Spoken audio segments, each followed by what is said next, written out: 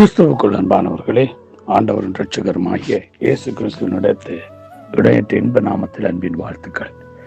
நாம் இந்த வாரத்தில் தொடர்ச்சியாக யார் கர்த்தரை தேட வேண்டும் என்ற தலைப்பிலே நாங்கள் தியானிக்க போகிறோம். ஆமோஸ் புத்தகத்தின் 5வது அதிகாரம் 5-6 வசனத்தில் சொல்லி பார்க்கிறோம். பெத்தேலை தேடாதீங்கள், கில்காலை சேராதீங்கள், பேர்சேபாவுக்கு போகாதீங்கள். ஏனென்றால் கில்கால் சிறையிருப்பாகவும் பெத்தேல் பாழான ஸ்தலமாகவும் போகும். கர்த்தரை தேடுங்கள், அப்பொழுது பிழைப்பீர்கள். இல்லாவிட்டால் பெத்தேலில் இருக்கிற ஒருவராலும் அவிக்கப்படாத அக்கினியை யோசேப்பின் வீட்டிலே பற்றி அதை பட்சிக்கும் என்று சொல்லப்படுகிறது பார்க்கிறோம். பிரியமானவர்களே, இன்றைய நாட்களிலே நாம் கர்த்தரை தேடுகிறோமா அல்லது சம்பவம் நடக்கிற அது இடத்தை தேடுகிறோம் என்றதான் நம்முடைய கேள்வி. அங்கே இஸ்ரவேல் ஜனங்கள் அங்கே பெத்தேலை தேடினார்கள். பெத்தேலில் நடந்த சம்பவத்தை வைத்து அந்த அடையாளத்தை வைத்து அந்த இடத்துல போய் பலியிட்டார்கள், கடவுளை தேடினார்கள். ஆனால் அந்த இடத்தை தேடினார்களே தவிர அந்த இடத்திலே அடையாளத்தை உண்டு பண்ணின கர்த்தரை தேட மறந்தார்கள். கில்காலுக்கு போனார்கள், அது அடையாளத்தை தேடினார்கள், அங்கே நடந்த சம்பவத்தை நினைவு கூர்ந்தார்கள். ஆனால் கர்த்தரை மறந்தார்கள். ஆகவே நம்ம இன்றைக்கு எதை தேடுகிறோம்? கர்த்தரை தேடுகிறோமா அல்லது சம்பவம் நடக்கிற இடத்தை தேடுகிறோம்? இன்றைக்கு நிறைய பேர் பார்த்தீங்கன்னு சொன்னா, இந்த சபைக்கு போனா நடக்காத அற்புதம், அந்த சபைக்கு போனால் அற்புதம் நடக்க வேண்டு அங்கும் இங்கும் மாறிக்கொண்டிருக்கிறோம். காரணம் என்ன தெரியுமா? நாங்கள் கர்த்தர் மேல் நம்பிக்கை இல்லாமல் இன்னைக்கு அந்த குறித்த இடங்களை குறித்து எங்களுக்கு நம்பிக்கை.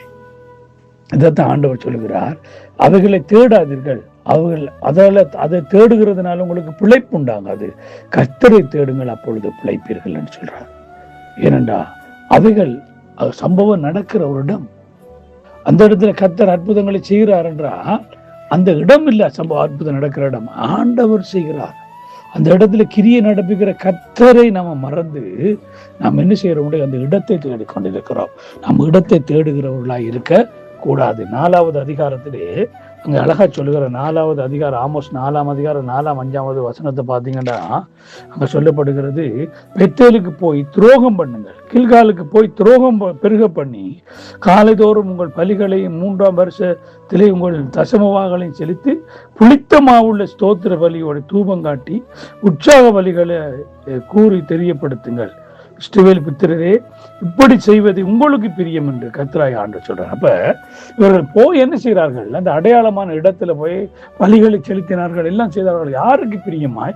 தேவனுக்கு பிரியமான அங்க ஆராதனை அவர்கள் செலுத்தவில்லை, தங்களுக்கு பிரியமானதை செலுத்தினார்கள்.